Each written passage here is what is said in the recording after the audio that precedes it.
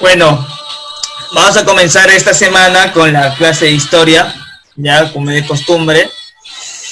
Y bueno, después avanzamos a algo de PCC. En la clase de historia nos hemos quedado básicamente de cómo después de la conquista del Tahuantinsuyo, los mismos conquistadores van a pelear, ¿no? Van a combatir entre ellos. Va a haber una guerra civil entre ellos, entre los conquistadores. Pero ¿por qué? ¿Por qué los conquistadores van a pelear entre ellos? ¿Cuál es el objetivo? ¿Qué buscaban? A ver, eso lo hicimos en la clase pasada. ¿Se acuerdan? A ver, ¿quién lo escribe? ¿Por qué están discutiendo? ¿Por qué hay una guerra civil entre conquistadores? Genial, por el poder del Cusco. Total. Querían controlar el Cusco. Primero, se da una lucha entre Francisco Pizarro y Diego de Almagro, el Viejo, ¿ya? En la cual Francisco Pizarro obtiene la victoria. El hijo de Diego de Almagro, esto no le va a gustar mucho, y en una mata a Francisco Pizarro, pero, digamos, desprotegidamente, ¿no? Llega a su casa muy de noche y lo mata. Después va a haber, digamos, como un conflicto entre los encomendadores. El rey de España estaba cansado, estaba hasta acá ya, de que en sus colonias están que se maten entre ellos. Entonces va a mandar a un representante. ¿Cómo se llama ese representante que va a mandar el rey de España? Blasco Núñez. Muy bien, sí, así se va a llamar. Pero, ¿cómo se llama su cargo? ¿Cómo Virreinato del Perú. Muy bien, el virrey. El rey va a mandar a un virrey a las colonias del Perú para que éste gobierne en nombre de él. Y como va a gobernar un virrey en el Perú, se va a llamar la época del virreinato. Muy bien, Damián, virreinato, ¿ya? Se va a dar la época del virreinato. Profe, ¿cómo se llama ese primer virrey? ¿Cómo se llama? Blasco Núñez. Blasco Núñez, sí. Se va a llamar así, ¿ya?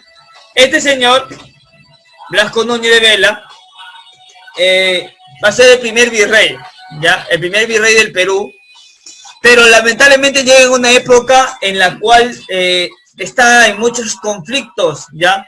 Va a haber muchos conflictos. Los encomenderos van a estar, sí, pero echando fuego porque el rey, aparte de mandar a un virrey al Perú para que controlen esos territorios, también hizo que se eliminen las encomiendas, que las encomiendas se dejen de lado. ¿Por qué el virrey hizo que las encomiendas se dejen de lado? Porque las encomiendas, ¿qué eran? A ver chicos, ¿qué eran las encomiendas? ¿Qué? Exportación de indígenas, profesor. Repartición de indígenas. Explotación del indígena. Con las encomiendas, los españoles explotaban a los indígenas, ¿ya? Explotaban a los indígenas. Profesor, ¿y cómo los explotaba? Con el pretexto de enseñarles la religión católica, los españoles adquirían bastantes indígenas y ellos explotaban a esos indígenas para hacerlos trabajar obligatoriamente en las minas, en su agricultura, y así sucesivamente obtener ellos más ganancias. Entonces el rey estaba cansado también de las encomiendas, porque los encomendadores, muchos explotaban a los indígenas, ¿ya? Demasiado explotaban a los indígenas, ¿ya, chicos? Entonces el rey acaba con todo eso, ¿ya? Acaba con la explotación indígena, ¿ya? Va a acabar con la explotación indígena. Profe, entonces van a mandar al virrey a controlar estos territorios que estaban muy, digamos, en mucho conflicto, ya, para que lo apacigüe. Lamentablemente van a matar al primer virrey, ya. Hernando Pizarro con algunos cómplices van a matar al primer virrey, ya. Y después se va a dar otra guerra de los encomendadores, en la cual, digamos, la Real Audiencia, ¿se acuerdan lo que era la Real Audiencia? Era como la justicia, profesor. Muy bien, era el, ¿cómo se llama? El poder judicial, ¿no? Era el poder judicial de la época, ya, era el juzgado, ya. La Real Audiencia era como el juzgado de la época. Entonces, como era el juzgado de la época, digamos que ellos estaban enfrentando o estaban viendo la manera en cómo el virreinato pueda estar tranquilo, ¿no? Pueda estar tranquilo y así, digamos, iniciaron un conflicto con un encomendero, ¿ya? Entonces, inicia el virreinato en el Perú, ¿ya? Inicia el virreinato en el Perú y, digamos, se va a dar una serie de circunstancias hasta la llegada de un virrey que va a cambiar de manera la administración del virreinato. ¿Cómo se va a llamar ese virrey que va a cambiar de cierta manera la administración del virreinato? Se va a llamar el virrey Toledo. Ya, el virrey Toledo va a cambiar, va a dar otro tinte, otra forma de administrar el virreinato, el virrey Toledo. Eso es lo que vamos a estudiar hoy día, ¿ya? El gobierno del virrey Toledo, ¿ya? Para eso le voy a compartir la diapositiva, que por acá estaba, a ver. La diapositiva, a ver. A ver, esperen un momento, ¿ya? Voy a abrir la diapositiva. A ver, ahí está. Vamos a hablar un poco del virrey Toledo. El virrey Toledo, digamos que va a cambiar un poco el estatus de la administración del virreinato y también, digamos, va a eliminar al último rebelde inca. Ya no sé si te acuerdas cómo se llamaba el último rebelde inca. A ver, ¿alguien se acuerda cómo se llamaba el último rebelde inca? Su nombre es muy importante en la historia. Comienza con Túpac. Tupac Amaru 1. Ah, claro. Túpac Amaru primero. Túpac Amaru. Sí. Ya, Túpac Amaru primero, digamos, va a ser asesinado por este virrey Toledo. Ya, el virrey Toledo va a mandar a asesinar a Túpac Amaru primero. Ya, el último de los rebeldes de Vilcabamba. Ya, los últimos de los rebeldes de Vilcabamba. Ya, chicos, vamos a comenzar. A ver, voy a ampliar esto. Espero que lo estén observando. A ver, espera un momento, está cargando. Listo. Claro, después viene Túpac Amaru II, que ya no es inca de Vilcabamba, sino, digamos, ya es un rebelde propio del sistema del virreinato. ¿Ya? A ver. Llegan muy tarde algunos de tus compañeros. A ver. Por favor, tienen que llegar temprano. Listo. Listo, comenzamos. Desde la creación de las leyes nuevas, muchos virreyes trataron de organizar el virreinato, pero sin lograr grandes resultados. Ante la falta de eficacia de la administración colonial, el problema de la resistencia de Vilcabamba y los conflictos con los habitantes de las nuevas tierras, el rey Felipe II, porque ya no estaba el rey Carlos V, el rey Felipe II designará el cargo de virrey a Francisco de Toledo. Francisco de Toledo va a ser el quinto virrey del Perú. Repito, Francisco de Toledo, el virrey Francisco de Toledo va a ser el quinto virrey del Perú. Ahí lo estás viendo en foto grande y en foto pequeña, al virrey Toledo. Característica de un español neto, ¿no? Blanco, totalmente blanco el hombre, con barba, característica de los españoles, casi la mayoría tenían una frondosa barba. Entonces, virrey Toledo, quien asumirá en 1569 el virreinato del Perú. Ya, en 1569 va a asumir el virreinato del Perú. ¿Ya, chicos? Listo. Se dedica todo un capítulo a este virrey porque su administración permitió sentar las bases sólidas del virreinato peruano. Por ello, se le considera el gran organizador, ¿ya? Si alguien te pregunta a ti, ¿quién es el gran organizador del virreinato peruano? ¿Tú qué tienes que responder? Francisco Toledo. Francisco de Toledo. Francisco de Toledo fue el gran administrador del virreinato peruano. Mi chico, Francisco de Toledo, quinto virrey del Perú. ¿Ya? Conocimiento del virreinato, las visitas de toledanas.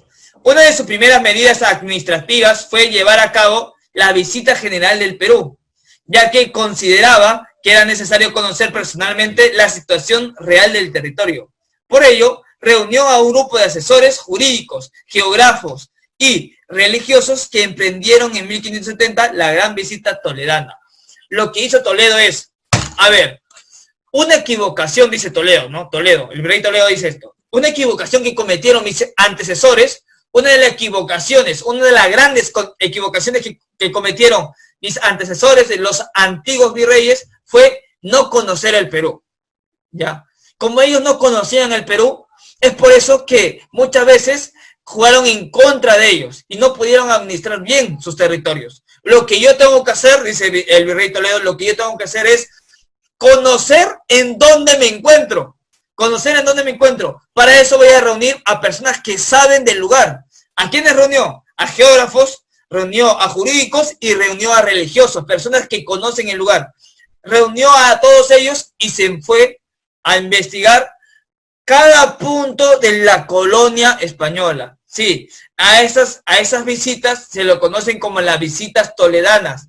Toledo visitó cada uno de los puntos de la colonia para que conozca su realidad y para que conozca también la gente y para que conozca la geografía del lugar. ¿Sí, chicos? Eso es lo que dice el virrey Toledo. Muy astuto él, ¿no es cierto? Para conocer algo tengo que conocerlo de primera mano. Entonces él se fue a investigar el lugar. Salieron de Lima rumbo a la Sierra Central, recorriendo Jauja, Huamanga y Cusco. Y en su camino fueron recopilando información sobre las costumbres, creencias, distribuciones de tierras, curacazgo, etcétera, del mundo andino. En el camino Toledo redactaba las ordenanzas, que son disposiciones legales para la reorganización administrativa. ¿Qué es lo que pasaba él? En cada camino que él iba, en cada, digamos, territorio que él va conociendo, él va viendo realidades distintas y va observando. Por ejemplo, digamos, ve a una gran cantidad de indígenas y dice, bueno, ¿y qué hacen estos indígenas? No hacen mucho, solamente cultivan tierra. Bueno, ley, los indígenas de tal lugar se van a dedicar a la minería absoluta, pum, y la mandaba a trabajar a la minería. Y así sucesivamente. En cada lugar que iba, él estaba estableciendo sus reglas, sus normas, e imponía según lo que observaba, ¿ya? Entonces, esa era la estrategia de Toledo para poder administrar bien el virreinato. Entonces, tenemos características de esas visitas. El número 1 es el fin del régimen autoritario inca, justificación de la conquista. En el trayecto, con ayuda de cronistas, el virrey recolectaba información sobre el gobierno de los incas. Francisco Toledo se está empapando de quiénes eran los incas, de cómo gobernaban, quiénes eran sus aliados, etcétera, etcétera. O sea, el virrey Toledo se está informando de los incas, ¿ya? Tomaba lo necesario para armar una justificación política de la conquista, que consistía en demostrar que los incas habían implantado un régimen autoritario, sometiendo a muchos pueblos en contra de su voluntad, para luego presentar al rey de España como el libertador de los pueblos andinos, del yugo de los incas. Así el monarca europeo quedaba como legítimo gobernante con derecho de sobre la tierra andina. ¿Qué hizo Francisco Toledo? Francisco Toledo es muy astuto, ¿ya? Al conocer la historia de los incas, Francisco Toledo dijo, o sea, los incas eran como reyes. Él pensaba, no, los incas eran como reyes, o sea, que controlaban estos territorios. Y cuando llegó Francisco Pizarro y toda esa mancha a conquistar estos territorios, algunos incas se aliaron a Francisco Pizarro. El colonista dice, sí, todo es correcto. Entonces, nosotros no somos enemigos de los indígenas, decía Francisco Toledo. Nosotros somos sus salvadores, decía Francisco Toledo. Nosotros somos los salvadores de estos indígenas, porque nosotros le hemos salvado del poderío inca. Entonces, como nosotros le hemos salvado del poderío inca, nosotros, los españoles, somos los salvadores de estos indígenas. Eso pensaba Francisco Toledo y eso le aseguró, digamos, le envió una carta diciendo todo esto al rey de España. ¿Para qué? Para que este rey de España diga, no, entonces este señor sí está trabajando muy bien, entonces le mantengo en su cargo, ¿ya? Y así para que el virrey de Toledo siga su cargo por muchos años más, ¿ya? Otra característica. Profesor, Sí, hijo. entonces, como el rey pensó que eran salvadores, dejó que pusieran la nueva ley de que los indígenas sean tratados igual. Claro, como el rey, digamos, a través de la carta del virrey Toledo, el rey supuso, entonces, como nosotros somos salvadores de estos señores, de estos indígenas que viven por allá, nosotros debemos, digamos, uno, seguir manteniendo el poder en esos territorios, y dos, que haya una cierta recompensa por haberles salvado del poderío inca, ¿ya? La recompensa, ¿qué era? Que trabajen en sus minas, ¿ya?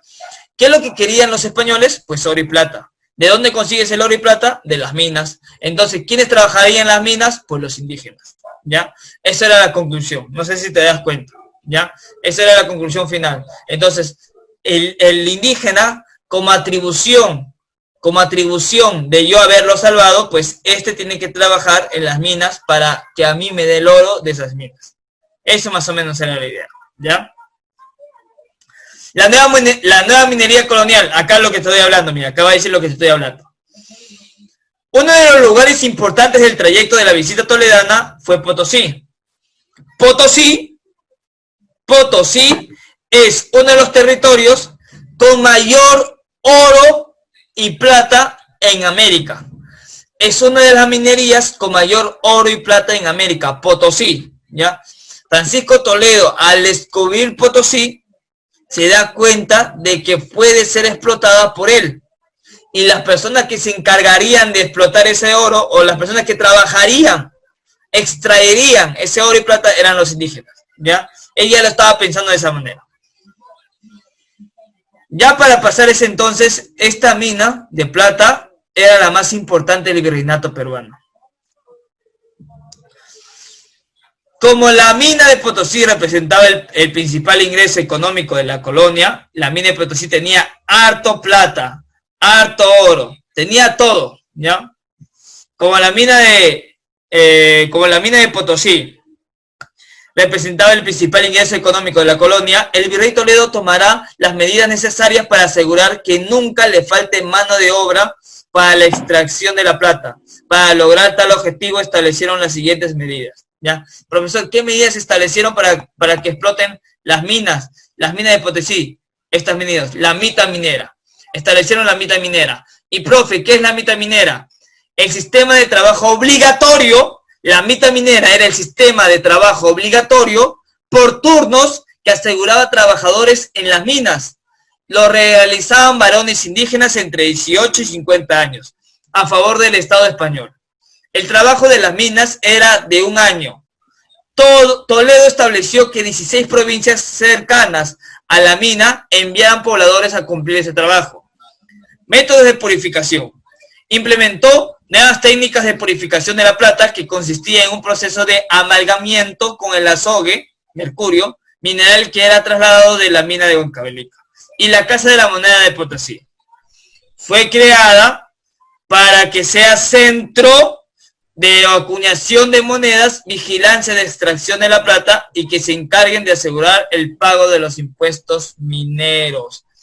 ¿Qué te quiero decir? Francisco Toledo quería oro y plata en cantidad. Los españoles querían oro y plata en cantidad. Como ya habías eliminado las encomiendas ya lo habías eliminado. Ya, entonces, no es cierto, las encomiendas lo eliminaste. Ahora, ¿qué hago yo para explotar de nuevo a los indios? La idea era, ¿cómo hago yo para explotar de nuevo a los indios? ¿De qué manera vuelvo a explotar a los indios? Porque los indios ya no van a querer, digamos, establecer una encomienda. Y Francisco de Toledo, ya lo tengo. Si antes estos indios trabajaban en la mita, porque los indios antes de los españoles trabajaban en la mita, y la mita era el trabajo obligatorio para el Estado, Francisco Toledo lo vio clarito y dijo, si ellos trabajaban antes en la mita, pues yo ahora les digo que trabajen mita minera, que va a ser el trabajo obligatorio en las minas, ¿ya? Si alguien te pregunta, ¿qué era la mita en el virreinato? Escúchame bien, si alguien te pregunta, ¿qué era la mita en el virreinato? Tú vas a responder, la mita en el virreinato es el trabajo obligatorio en las minas, ¿ya? El trabajo obligatorio en las minas. Pregunto, ¿cómo se llama la mina donde había cantidad de oro y plata? Lo acabo de decir como 3 veces. ¿Cómo se llama? Potosí. Potosí, muy bien. Potosí es la mina donde estaba mayor cantidad de oro y plata. Ahora, si Potosí hay cantidad de oro y plata, ¿dónde va a estar la Casa de la Moneda para acuñar las monedas de plata? ¿Dónde se va a encontrar? ¿Dónde se va a encontrar? ¿En dónde se va a encontrar la Casa de la Moneda? ¿Dónde se va a acuñar las monedas? ¿En dónde? ¿En dónde? En Potosí también, claro, en Potosí también. Si la minería está en Potosí, la acuñación de las monedas también va a estar en Potosí. Ahora, ¿tú sabes por qué a una moneda le dices plata? ¿Por qué a esta moneda que tú ves acá? ¿Por qué a esta moneda que tú ves ahí ¿Por le qué está dices hecho de material de plata? No, porque esta moneda no está hecha de plata. Pero, profesor, si esta moneda no está hecha de plata, ¿por qué le decimos plata? Porque en la época del virreinato, en vez de decirle moneda, le decían, dame plata. Plata, plata, plata, plata, plata. ¿Por qué decían plata? Porque antiguamente las monedas eran acuñadas de plata. Antiguamente, en el virreinato, las monedas, así como tú ves redonditas, las monedas eran de plata. Es por eso que tú dices a esto, plata, ya, plata. Pero esto no tiene nada de plata, porque no tiene nada de plata. Esto es cobre con estaño, nada más no plata. ¿Ya, chicos? Es por eso que se nos quedó eso en la cabeza. Si tú mencionas plata, profesor, dame plata, mamá, dame plata, hijo, dame plata. Ya. Plata, plata, plata. Porque antiguamente en el virreinato, ¿de qué estaban hechas las monedas? ¿De qué? ¿De qué estaban hechas las monedas en el virreinato? De plata. De plata, De plata, sí, de plata. Es por eso que tú a las monedas le dices plata, ¿ya? De plata, están hechas de plata. Profe, ¿cómo se llama la minería donde había cantidad de plata? ¿Cómo se llama? Potosí. Potosí. Profesor, ¿dónde está ubicado Potosí? Potosí estaba ubicado en el Alto Perú. En ese entonces, Alto Perú. Actualmente Bolivia. Ya, actualmente se llama Bolivia. ¿Ya? Listo. Profe, sigamos. Entonces, la mita minera, ¿quién lo creó? ¿Qué virrey creó la mita minera? Si te preguntan, ¿qué virrey creó la mita minera? ¿Tú qué le vas a contestar? Toledo. Francisco de Toledo. Muy bien. Francisco de Toledo creó la mita minera. Profe, van a matar a un inca. ¿A quién inca van a matar, profesor? Al inca. Tupac Amaru primero. Muy bien. Primero. Genial. Van a matar al inca Tupac Amaru primero. Una de sus tareas encomendadas fue poner fin a la resistencia indígena. ¿Ya? Fue poner fin a la resistencia de los incas de Vilcabamba.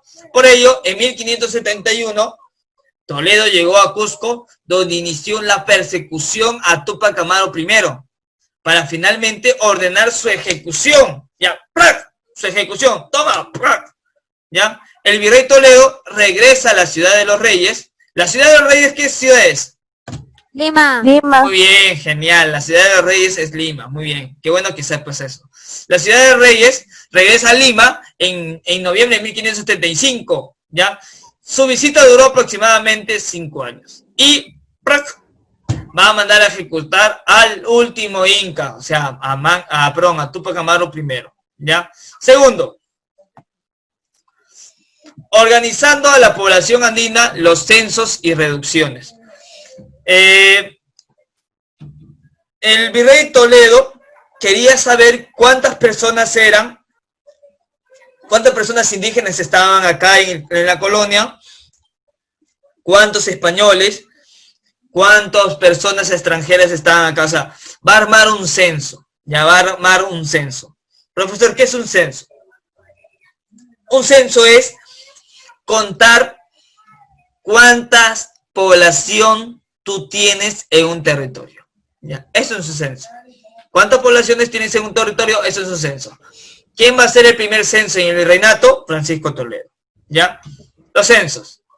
Para poder sacar el mayor beneficio de la población andina, era necesario llevar un control de ellos. Para ese fin, una de las medidas que se aplicará son los censos. Toledo encargará que se aplique un conteo de los pobladores de cada región. De esta manera, era más fácil poder organizar a los mitimayos y realizar al cobro de tributo. Pueblo de indios, las resoluciones, ya las reducciones. ¿Qué son las reducciones, profesor? Mira, lo que hizo Toledo fue contar cuántos indios tengo para que yo me pague tributo. ¿Te acuerdas tú cuando al indio tú le pagabas, tú le dabas la plata al indio, le dabas sus monedas al indio? ¿El indio sabía qué hacer con sus monedas, sí o no? No. Ellos No, querían no. vegetales, Muy bien. algo para comer. Claro, los indios no sabían qué hacer con sus monedas. Y los indios decían, ya, pero jefe, ¿qué hago con esto? ¿Qué hago con esto? Esto no se come. ¿Qué hago? Ah, pues con esto puedes comprarte cosas. ¿Cómo qué cosas? Ahí le visten, pues, ¿no? Ahí los españoles van a obligar a los indios a comprarles su camisita, su pantalón, sus traguitos. Aparte de eso, los indios van a estar obligados a pagar tributos, ¿ya? Tributos también con monedas, ¿ya? Tributos también con monedas, ¿ya, chicos? Tributos. Esos tributos van a ser obligados en la época del virrey Toledo, ¿ya? Esos tributos van a estar obligados en la época del virrey Toledo. Ahora, el virrey Toledo va a decir, los indios no tienen que estar de aquí por acá. Los indios no tienen que estar acá otro indio, acá otro indio, acá otro indio. No, no quiero ver indios desperdigados, decía el virrey Toledo. No quiero ver indios desperdigados por todos lados. Quiero ver a indios que estén en un solo lugar. Repito, el virrey Toledo tenía la idea de que no quería ver indios desperdigados por todos lados. Indios allá, indios acá, indios al otro lado. No quiero ver indios así por todos lados. Quiero tener a indios ahí concentrados en un solo lugar. ¿Y cómo se llamó? ¿Y cómo se llamó esa concentración de indios? La concentración de indios se llamó reducciones. Repito. La concentración de indios se llamó reducciones, ¿ya? Reducciones. Y si te pregunta, profesor, en el virreinato, ¿quién es el primero que plantea las reducciones? ¿Tú qué tienes que contestar? ¿Quién es el primero que plantea las reducciones? Francisco de Toledo. Francisco de Toledo. Muy bien. Francisco de Toledo es el primero que plantea las reducciones. ¿Y qué son las reducciones? A ver ustedes, ¿qué son las reducciones?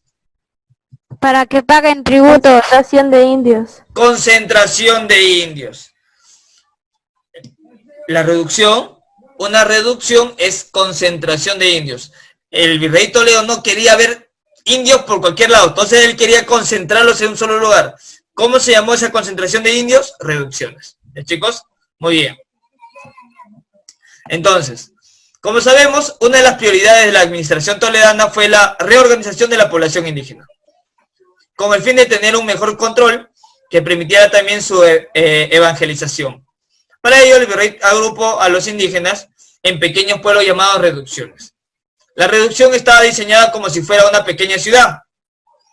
Contaba con una plaza central, donde se encontraba la iglesia y las casas de autoridades, y en los alrededores se encontraban las tierras comunales. Escúchame bien, una reducción era como que una pequeña ciudad, una pequeña ciudadela, ¿ya? En el medio de la plaza, y al costado siempre la parroquia o la iglesia. La iglesia va a ser muy importante. A ver, ¿quién me dice por qué la iglesia va a ser muy importante en el virreinato? ¿Por qué? Porque ahí se practica el catolicismo. Muy bien, hijita, porque ahí se va a practicar el catolicismo. Ahí ya no le vas a enseñar a los indígenas a latigazos, ¿ya? Sino a los indígenas le vas a enseñar a orar, a creer en Dios más suavemente, ¿ya? Los pueblos de indios o las reducciones no coincidieron con la organización de las comunidades andinas. Fue todo lo contrario.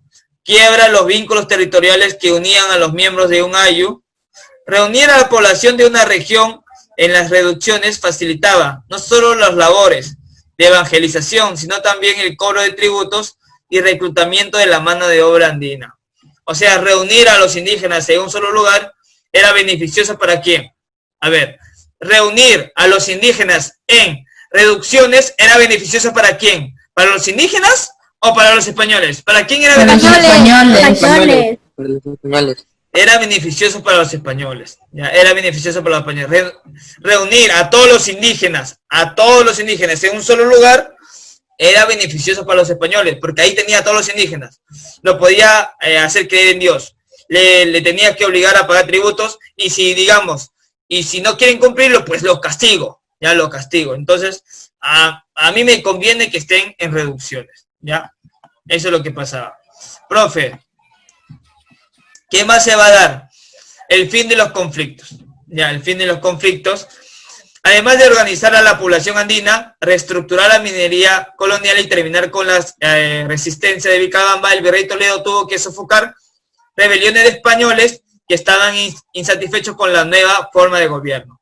Así tuvo que enfrentar montines en el Cusco, La Paz y Quito. En todas estas revueltas el virrey supo imponer su autoridad y poner orden. Toledo también tuvo que enfrentar a las incursiones del corsario inglés Francis Drake, quien luego de cruzar el estrecho de Magallanes y capturar algunas naves en las costas de Chile, hizo su aparición en 1579 frente al puerto del Callao, pero sin realizar ningún ataque, prosiguiendo su camino hacia el norte, ¿ya? En Chile, Toledo, como parte de su plan de imponer la autoridad colonial en todo el territorio, tenía que someter a los araucanas del sur. Los araucanas del sur, digamos, es una tribu indígena de los chilenos, ¿ya? Tribu indígena de los chilenos, donde la cual sometió también el virrey Toledo, defendiendo la pureza católica. Como se dijo en el inicio del capítulo, las reformas de Toledo abarcaron casi todos los aspectos de la sociedad y la vida religiosa, muy importante para los españoles. Fue reorganizar bajo el gobierno del virrey con el objetivo de velar el cumplimiento de ¿qué? El cumplimiento de las normas religiosas. El cumplimiento de las normas religiosas y sobre todo cuidar la pureza de la religión católica. En los nuevos reinos establecerá el tribunal de la Santa Inquisición. Al toque nomás te voy a explicar sobre la Santa Inquisición. Aquella persona que no respete las normas de Dios, que no cree en Dios, será juzgado en la Santa Inquisición. Profesor, ¿qué es la Santa Inquisición? La Santa Aniquilación. Inquisición es aniquilar, eliminar, ¿ya? Entonces la Santa Eliminación. Si tú estás en contra de Dios, si tú no crees en Dios y sigues adorando a falsos ídolos, pues la Santa Inquisición te va a agarrar, te va a torturar y te va a matar. O sea, la Santa Inquisición era una institución para exterminar, para eliminar a personas que no eran creyentes de la Iglesia Católica. Repito, la Santa Inquisición fue creada para eliminar a las personas que no son creyentes de la Iglesia Católica. ¿Cómo lo eliminaba, profesor? Torturándolas. La tortura era usada para eliminar a esas personas, ¿ya? Entonces, pregunto yo, ¿alguna persona quería no creer en Dios? Sabiendo que... Ay, no, pues profesor, ahí se va obligado. Sí, pues, claro, Ninguno. entonces, claro, había algunos, pero esos algunos morían. Entonces, si yo sé que me van a torturar, yo sé que me van a sacar la mugre si yo no creo en su ¿A Dios. niños también lo hacían?